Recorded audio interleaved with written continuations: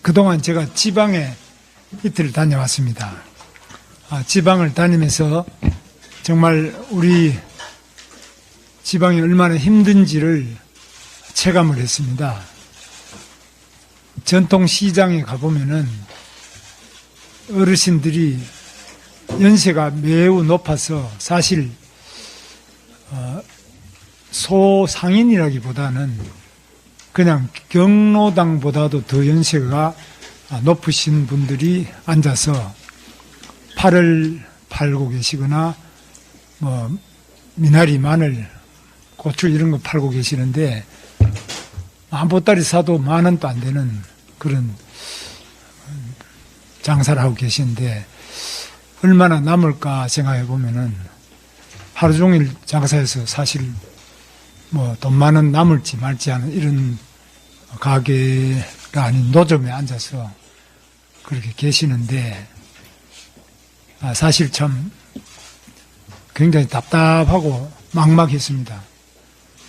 우리 시장에도 젊은이들이 없고 연세 높으신 경로당보다 더 연세 많으신 분들이 앉아서 한 달에 용돈도 벌기 힘든 이런 생활을 하시는 거 보고 이건 상인이라기보다는 오히려 우리가 복지로 봐야 되지 않느냐 이런 분들이 참 많이 계시고 몸도 다들 불편하시고 혼자 스스로 서서 또는 활동하기 어려운 분들이 장사를 한다고 노점에 앉아 계시는 것을 보면서 매우 마음이 아팠습니다.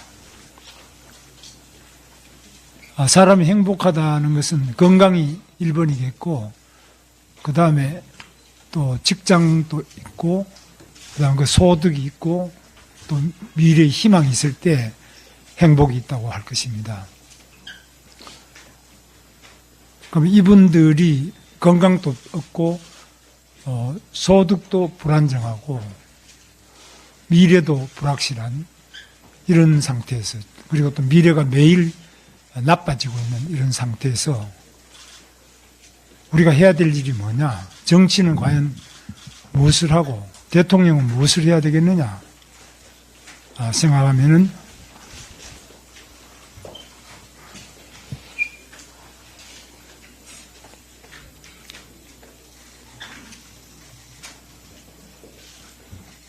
너무나 그 가슴 아픈 우리 현실입니다. 수도권에는 그래도 사람들이 있기 때문에 좀 나은데 사람이 없는 지방, 시골 또 젊은이가 없고 아주 몸이 불편하시고 병든 어르신들이 노점에 앉아서 다 사도 하루 종일 다 팔아도 10만 원도 안 되는 그 물건을 놓고 다 남아도 10만 원도 안 되는 이런 데 생계를 유지하고 계시는 분들을 우리 정치권이 그냥 시장에 다니면서 사진만 찍는다 이런 욕도 먹지만 저는 다녀봐야 된다. 그보다 더 힘든 분들이 또 시장에 나오지도 못하시는 얼마나 많은 분들이 집집마다 또 많이 계십니까? 이 어려운 분들을 우리 정치권이 진심을 다해서 섬기지 않는다면 누가 과연 이분들을 섬길 것이냐. 자식도 떠나고 또 자식도 뭐 아이도 없고 결혼도 안 하고 뭐 다 이렇게 있는 상태에서 우리 국가가 정말 정신 차리고 정부가 정신 차리고 하지 않으면은 이분들은 어디를 의지해서 어떻게 살아가실 거냐 생각을 많이 했습니다. 저는 할 수 있다고 생각합니다. 우리 정부가 우리 공무원들이 현장을 알아야 된다. 현장은 참 많은 정치와 행정, 국가의 기본이고 또 교과서라고 생각합니다. 그래서 저는 대통령이 되면은 과감한 지방 봉권, 지방 이양을 추진하겠습니다. 왜 세종시까지 그 많은 지방 공무원들을 불러다가 예산을 가지고 불러올리고 온갖 규제 또 그걸 가지고 불러올리고 이렇게 해서 되겠습니까?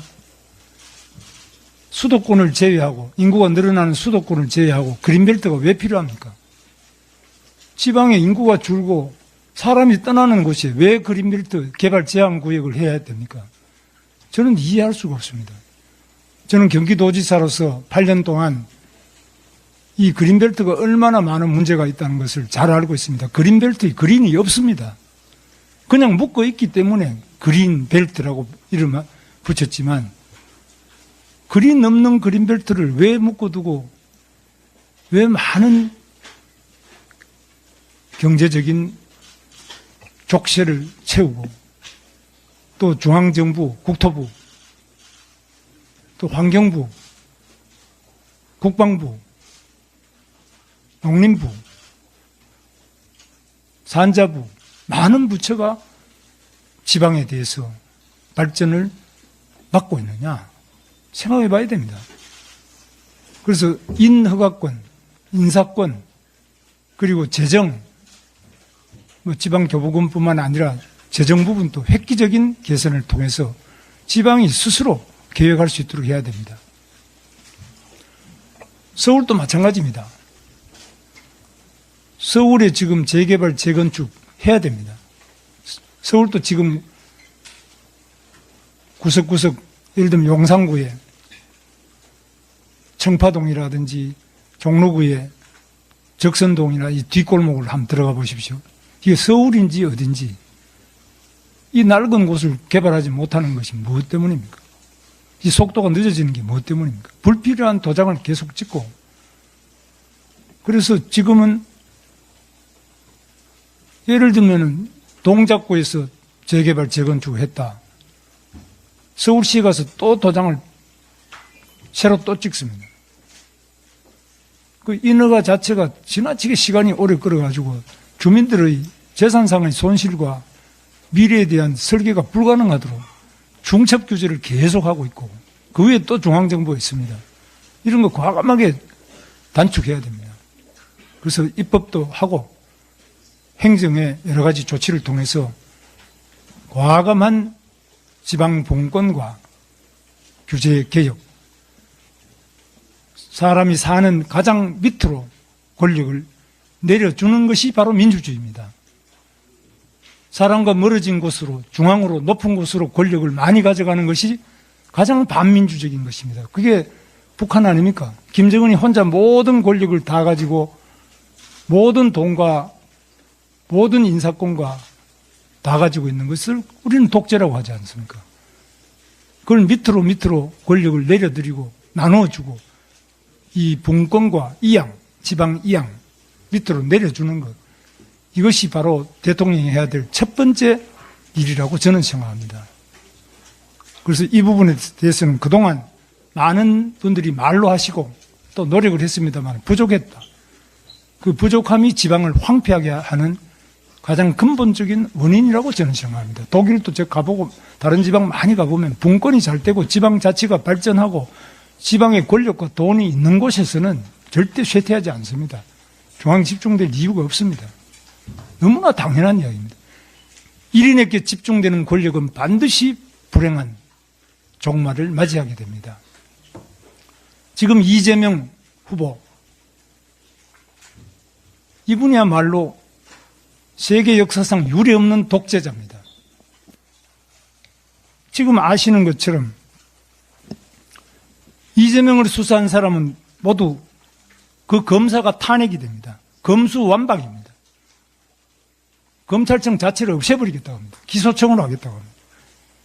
이재명을 감사한 사람은 다 감사원장도 다 탄핵입니다. 탄핵됐지 않습니까? 다시 돌아왔지만 보셨지 않습니까? 이재명을 판결한 대법원장도 다 탄핵하겠다고 합니다. 청문회 대법원장을 불러내려고 합니다. 뿐만 아닙니다. 어제 국회 법사위에서 이재명 면서법, 공직선거법 개정안 날치기 통과했습니다. 전 세계 역사상 이런 독재자가 있었습니까? 자기를 재판할 때 올바르게 재판한 사람은 다 탄핵하고 청문회 불러내서 모욕하고 그리고 법을 바꿔서 완전히 살겠다는 전 세계 역사상 오직 한 사람, 이재명. 이런 사람에 대해서 우리가 응징하지 않는다면 정치가 왜 필요하고 왜 민주주의를 외칩니까? 저는 이것은 국기문란 행위이기 때문에 의병이 되는 심정으로 반드시 바로 잡아야 된다고 생각합니다. 저는 지금 우리 대한민국이 안고 있는 많은 어려움이 민주당의 그동안 잘못된 행태 때문에 일어나고 있습니다. 제가 고용노동부 장관을 하면서 느낀 것은 이 나라 노동자까지도 다 어렵게 만들고 모든 기업이 해외로 나가게 만드는 중요한 원인 중에 하나가 바로 민주당의 잘못된 입법입니다. 노란봉투법이다. 중대재해처벌법이다. 기업을 하는 사람은 죄인이고 대기업을 하는 사람은 처단 대상이고 이런 식으로 모든 기업을 범죄시하고 괴롭히는 것이 노동조합의 역할이 아니지 않습니까? 거기에 편승해서 온갖 악법을 입법하고 온갖 기업을 다 해외로 내쫓고 있는 이런 사람들이 집권을 한다면 이 나라 경제가 미래가 있겠습니까? 그동안 한미동맹을 가장 해친 사람이 누굽니까? 그 세력이 누굽니까? 걸핏하면 미군 철수하고 또 뿐만 아니라 반미, 반일, 친중, 친북 북한 인권법 통과시키는 지 몇 년입니까? 아직 시행 못하도록 발목 잡고 있는 사람은 누굽니까? 누가 김정은을 편을 들고 있고 누가 우리 동맹을 해치고 있습니까? 이런 점에 대해서 저는 똑똑하게 지방 현장을 다니면서 느끼고 다짐했습니다. 우리 국민의 힘이 우리 이번 선거를 물론 필성해야 되겠습니다만 선거를 떠나서 대한민국을 위해서 구국의 심정으로 반드시 이 이재명 방탄 독재를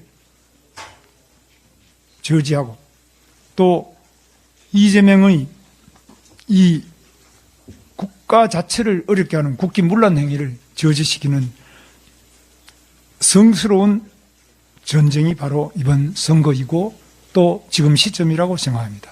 이상입니다.